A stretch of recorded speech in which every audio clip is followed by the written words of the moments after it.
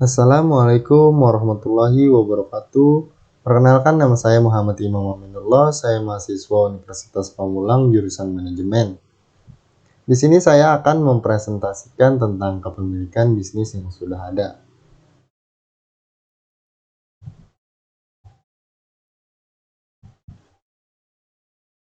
Saya akan membahas 3 pembahasan di sini.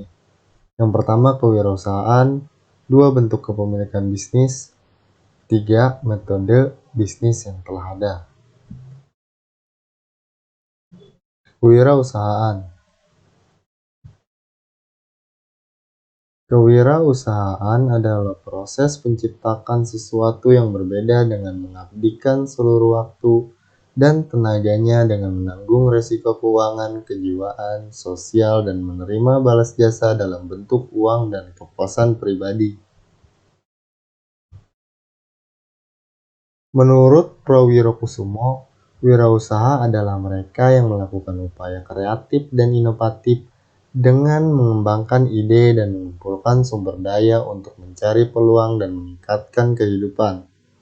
Tujuan wirausaha adalah membudayakan perilaku, sikap, dan semangat berkemampuan dalam berwirausaha. Ketika masyarakat melihat kesuksesan, mereka akan belajar untuk berperilaku menjadi orang yang sukses. Mereka juga akan bersemangat dan berjuang dengan gigih agar usaha yang dijalankan berhasil. Bentuk kepemilikan bisnis.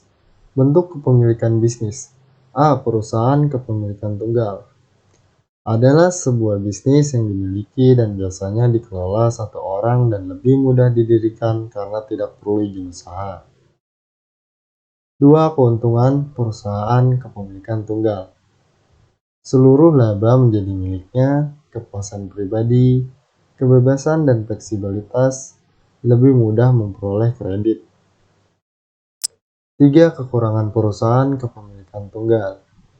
Sumber keuangan terbatas, tanggung jawab ke pemilik tidak terbatas, kesulitan dalam manajemen, kelangsungan usaha kurang terjamin, kurangnya kesempatan pada karyawan.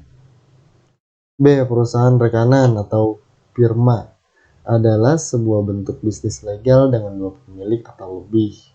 Pada umumnya, seluruh sekutu memiliki kewajiban tidak terbatas terhadap utang perusahaan.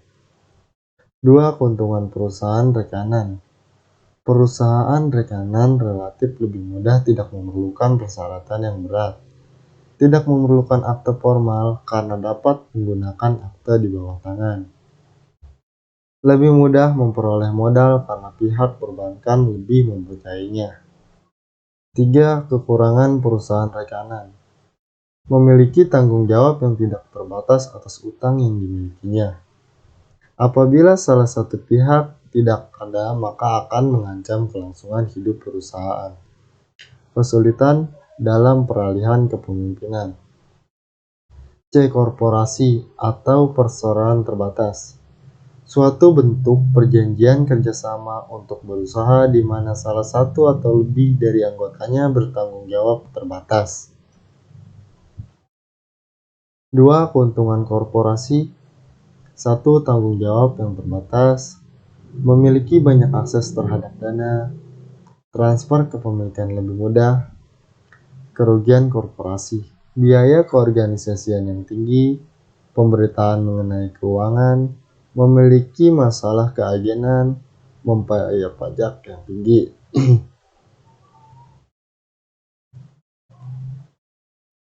Bentuk bisnis yang sudah ada. Metode bisnis yang sudah ada mengambil kepemilikan dari bisnis keluarga.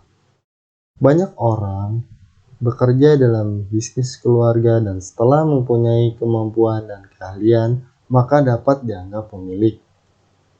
A. Manajemen bisnis keluarga. 1. Menciptakan dan melindungi modal. 2. Menciptakan organisasi yang fleksibel dan inovatif. 3. Merekrut dan mempertahankan manajer non-keluarga yang baik. Berdasarkan manajer keuangan bisnis keluarga. 1. Pisahkan keuangan pribadi dan usaha. 2. Rencanakan penggunaan uang. 3. Buat buku catatan keuangan. 4. Hitung keuntungan dengan benar.